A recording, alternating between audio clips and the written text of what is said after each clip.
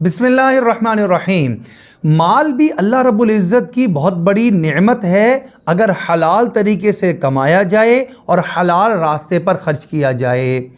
اور دین کے راستے میں بھی جب انسان خرچ کرنا چاہے یا اپنے رشتہ دار اور اعزاء و اقارب کے اوپر بھی خرچ کرنا چاہے تو اس کے اندر بھی اعتدال کو پکڑنا چاہیے، اس کے اندر بھی حد سے گزرنا شریعت کو پسند نہیں ہے۔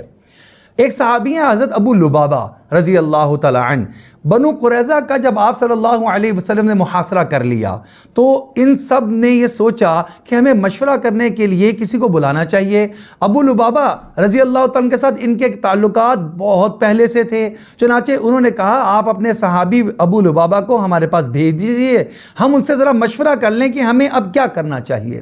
ان یہودیوں نے کہا، چنانچہ بنو قریظہ کے پاس ابو لبابہ تشریف لائے۔ جب وہاں پر بیٹھے تو انہوں نے باتوں میں پوچھا، اچھا اگر ہم لڑیں تو کیا ہوگا، اگر ہم اپنے آپ کو ان کے حوالے کر دیں تو کیا ہوگا، ہم نے عہد شکنی کی ہے، عہد شکنی کا جرم اسلام کی روح میں کیا ہے، یہ ساری باتیں وہ کرتے رہے۔ تو وہاں پر حضرت ابو لبابہ رضی اللہ تعالیٰ عنہ نے کچھ ایسی باتیں انہوں نے باتوں ہی باتوں میں ان سے نکلوا لیں کہ جب وہ باتیں بتائیں تو ابو لبابہ نے فوراً خیال آیا کہ پتہ نہیں مجھے یہ بات ان کو بتانی چاہیے تھی یا نہیں چاہیے تھی،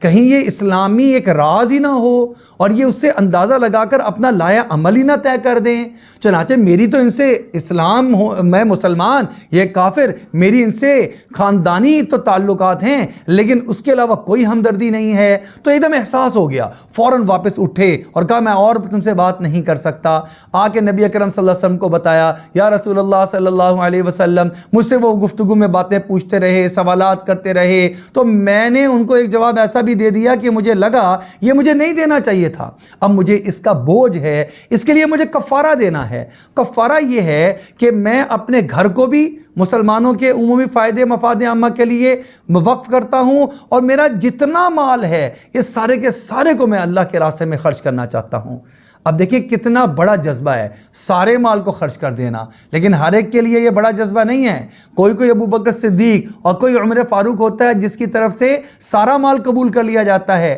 آدھا مال قبول کر لیا جاتا ہے۔ ان کو آپ صلی اللہ علیہ وسلم نے ارشاد فرمایا نہیں، اتنا زیادہ خرچ کرنے کی ضرورت نہیں ہے، کل مال میں سے تیسرا حصہ تم اللہ کی راہ میں خرچ کر دو، یکفی کا، یہ تمہارے لیے کافی رہے گا۔ اس کا مطلب یہ ہوا مال چاہے مسلمانوں کے مفاد عامہ کے لیے خرچ کرنا ہو، اعزاء و اقارب رشتہ داروں پر خرچ کرنا ہو، حد اعتدال سے کرنا چاہیے، اپنے اور اپنے اہل و عیال کے لیے رکھ کر پھر خرچ کی ترتیب بنانی چاہیے۔ اللہ رب العزت سے دعا ہے ہمیں ہر کام میں اعتدال کے ساتھ چلنے کی توفیق عطا فرما دے۔